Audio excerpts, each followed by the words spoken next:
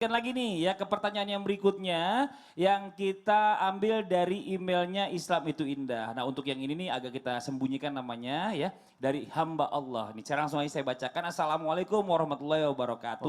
Waalaikumsalam warahmatullahi Iya, wabarakatuh. Ustadz, saya merasa suami kurang perhatian terhadap saya. Suami saya juga tidak pernah bantu saya. Suami saya memiliki akhlak buruk baik kepada istrinya maupun sama mertuanya.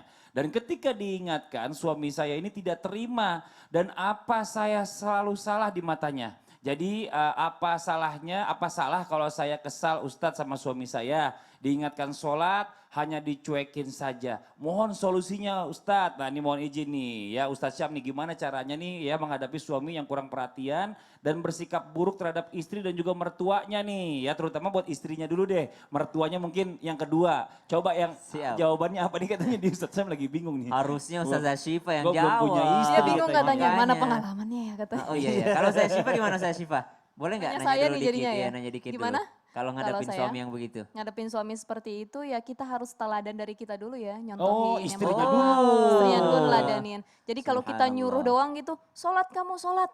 Ternyata dia bilang kamu aja nggak sholat gitu. Nah akhirnya jadi balik-balikan. Kamu jadi istri yang Allah. baik, orang kamu aja Kamu aja nggak baik gitu. Kan, gitu. gitu ya. Nah, iya. Itu benar juga sih. Siap, bismillahirrahmanirrahim. Sesuai yang diungkapkan oleh Ustazah Syifa barusan, ternyata Allah Subhanahu wa Ta'ala di dalam Al-Quran sudah mengatakan atau sudah memberikan penjelasan yang sangat jelas bahwasanya at-tayyibatu lit-tayyibina wat-tayyibuna lit-tayyibat. Seseorang yang baik, laki-laki yang baik dikumpulkan dengan perempuan yang baik. Perempuan yang baik dikumpulkan dengan laki-laki yang baik.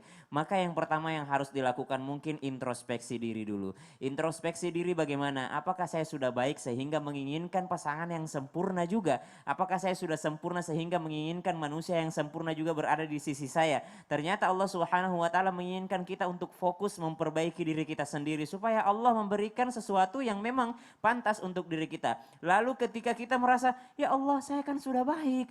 Saya kan udah sholat 5 waktu, masa tidak suami saya cuma 1 waktu aja? Enggak, maka bersabarlah. Sebagaimana dalam riwayat Baginda SAW menjanjikan kepada orang-orang atau suami istri-istri yang mendapatkan pasangan yang kurang baik, sebagaimana mendapatkan pahala seperti pahalanya Asia. Asia yang menjadi istrinya Fir'aun ketika bersabar menghadapi Fir'aun, maka dia dibangunkan istana di surganya Allah Subhanahu wa Ta'ala. Kata doa daripada Ibunda Asia mengatakan bahwasanya Rabbi binli indaka baitan fil jannah. Ya Allah bangunkan aku istana di surga, karena istana yang besar ini di dunia ini, di Mesir ini ya Allah, aku nggak tahan di dalamnya. Walaupun kemewahan ada, tapi saya nggak tahan dengan pasangan seperti Fir'aun ini ya Allah. Maka gantikan aku dengan istana di surga. Ibu ketika sudah mengingatkan, ketika sudah yang namanya memberikan peringatan atau sudah membujuk atau apapun itu, setelah minta sama Allah, mintalah sama Allah seperti doanya Asia. Ya Allah bangunkan aku rumah di surga ya Allah. Kalau memang rumahku di dunia ini belum bisa menjadi baiti jannati, tapi jangan pernah menyerah. Sabar dulu sebagaimana sabarnya para wanita-wanita di zaman baginda Nabi SAW.